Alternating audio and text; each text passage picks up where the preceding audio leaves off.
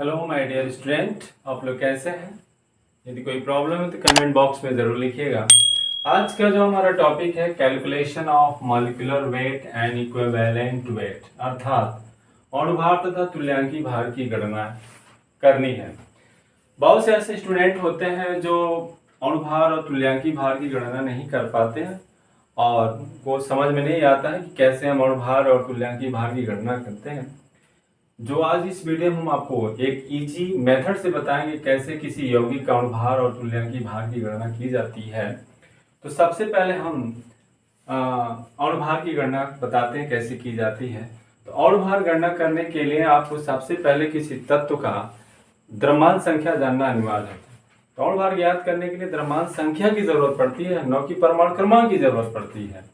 जैसे फर्स्ट है calculation of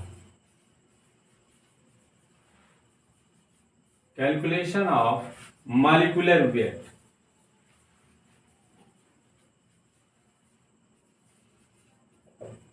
अर्थात अणुभार की गणना कैसे की जाती है। एग्जाम्पल के माध्यम से इसको हम समझते हैं। फॉर एग्जाम्पल फर्स्ट, जैसे आपसे पूछा जाए NH3 का अणुभार की गणना कर, तो NH3 का अणुभार की गणना कैसे की जाती है। तो सबसे पहले अणुभार की गणना करने के लिए सबसे पहले हमको द्रव्यमान संख्या की जरूरत पड़ती है। जैसा कि हम जानते हैं कि नाइट्रोजन का जो द्रव्यमान संख्या होता है 14 होता है और हाइड्रोजन का 1 होता है। तो NH3 का अणुभार की गणना करना है तो NH3 इज इक्वल टू हम लिख सकते हैं, यहाँ नाइट्रोजन 1 है तो 1 इंटू इसकी जो द्रव्यमान संख्या 14 तो 14 प्लस यहाँ हाइड्रोजन 3 है और इसका द्रव्यमान संख्या 1 है तो 3 इंटू 1 यानी 14 प्लस 3 इज इक्वल टू 17। इस तरह देखा है अमोनिया का जो अणुभार है वो 17 हो गया। इसी प्रकार एग्जांपल नंबर 2 है H2SO4। H2SO4 के अणुभार की गणना करनी है। तो अणुभार गणना करने के लिए सारे तत्वों का हमें द्रव्यमान संख्या की जरूरत पड़ी है। जैसा कि इसमें जानते हैं कि हाइड्रोजन का द्रव्यमान संख्या 1 होता है, सल्फर का 32 होता है और ऑक्सीजन का 16 होता है। तो H2SO4 का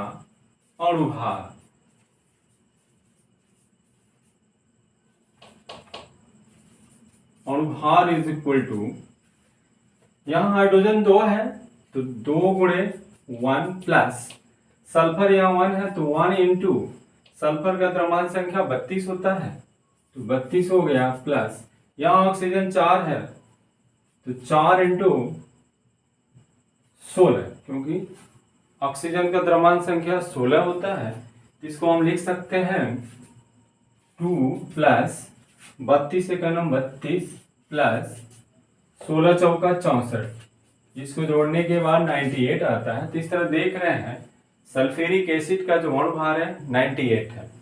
इसी प्रकार एग्जाम्पल नंबर 3 NaOH है, इसके अणुभार की गणना करनी है। तो सोडियम का जो द्रव्यमान संख्या होता है 23 होता है, ऑक्सीजन का 16 होता है और हाइड्रोजन का 1 होता है।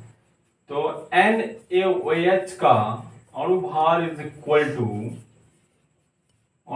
इक्वल टू यहाँ सोडियम 1 है तो 1 इंटू इसकी द्रव्यमान संख्या 23 तो 23 प्लस ऑक्सीजन यहाँ 1 है तो 1 इंटू इसका द्रव्यमान संख्या 16 है तो 16 प्लस यहाँ हाइड्रोजन 1 है तो 1 इंटू 1, इसको लिख सकते हैं 23 प्लस 16 प्लस 1, इसको ऐड करते हैं 6 प्लस 3 9 9 1 10 0 हुआ, कैरी 1 हुआ, कहाँ से लेख हुआ 2 1 3 1 4 40। इस तरह से हम देख रहे हैं NaOH का जो अणुभार है 40 हो गया।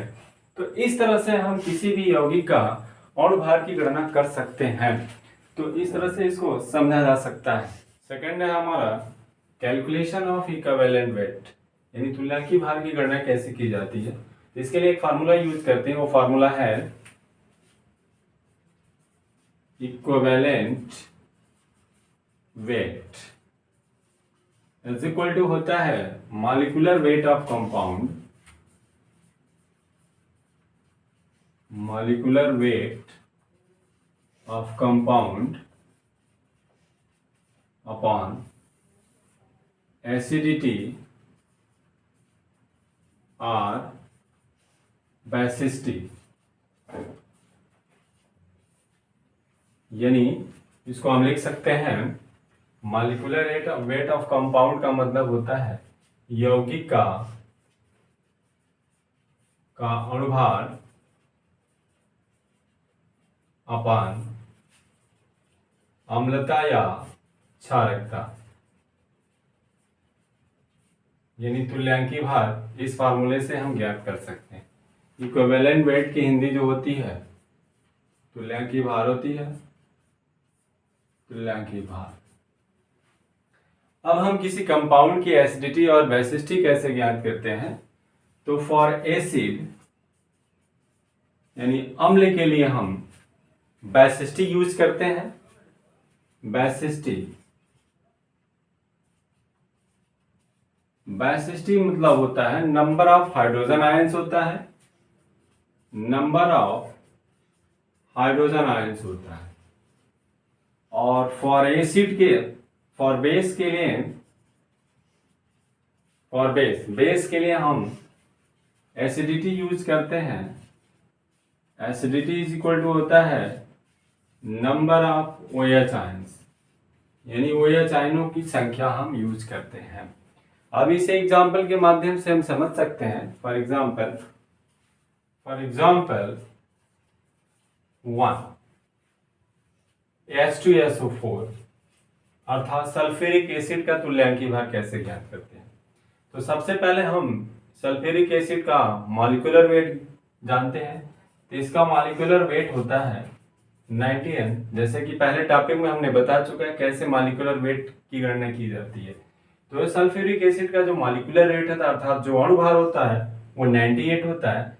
इसमें जो हाइड्रोजन आयन की जो संख्या है, नंबर ऑफ हाइड्रोजन आयन यहाँ पर 2 है।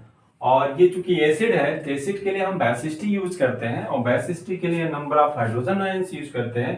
तो नंबर ऑफ हाइड्रोजन इसका 2 है। तो इक्विवेलेंट वेट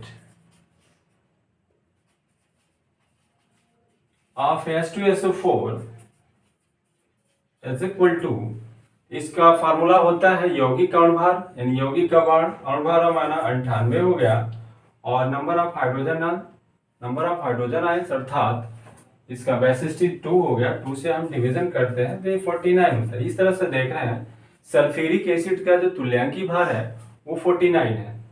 अब एग्जांपल नंबर 2 के माध्यम से समझते हैं। For example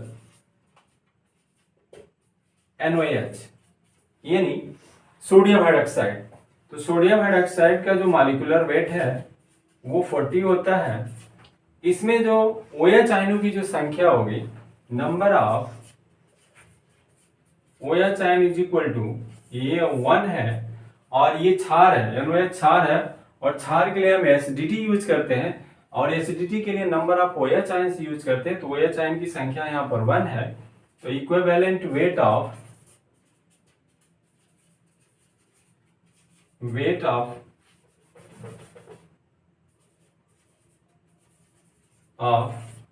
NOH is equal to 40/1, क्योंकि इसका अणुभार 40 है और नंबर ऑफ OH आयंस का 1 है तो इसको लिख सकते हैं 40।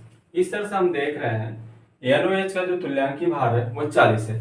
इस एग्जांपल के माध्यम से हम समझ सकते हैं कि किसी यौगिक का अणुभार कैसे निकाल सकते हैं सारे एग्जांपल के माध्यम से। इसके पहले वाले टॉपिक में हमने बताया था कि किसी यौगिक का अणुभार कैसे ज्ञात करते हैं और इस टॉपिक में हमने बता दिया किसी यौगिक का तुल्यांकी भार कैसे ज्ञात कर सकते हैं। इन सारे एग्जांपलों के माध्यम से हम समझ सकते हैं कैसे कैसे अणुभार कैसे कैसे तुल्यांकी भार ज्ञात की जा सकती है।